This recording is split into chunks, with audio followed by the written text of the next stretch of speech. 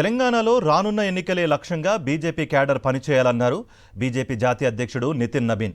ప్రజాక్షేత్రంలో తిరుగుతూ సమస్యలపై పోరాటం చేయాలని పిలుపునిచ్చారు.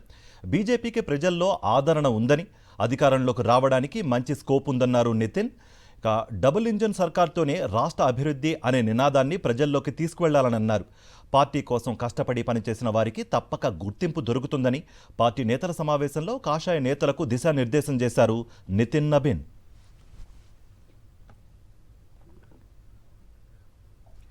తెలంగాణలో బీజేపీ జాతీయ అధ్యక్షుడు నితిన్ నబీన్ పర్యటన కొనసాగుతోంది.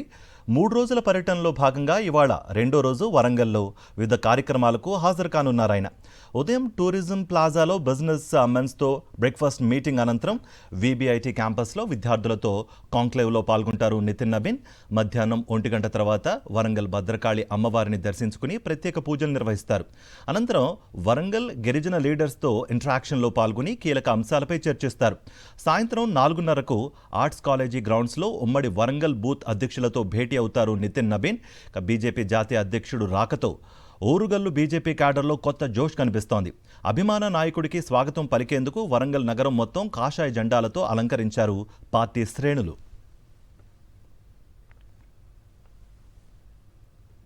మరిన్ని అప్డేట్స్ కోసం ఛానల్ను సబ్స్క్రైబ్ చేయండి. నోటిఫికేషన్స్ కోసం బెల్ ఐకాన్ పై క్లిక్ చేయండి.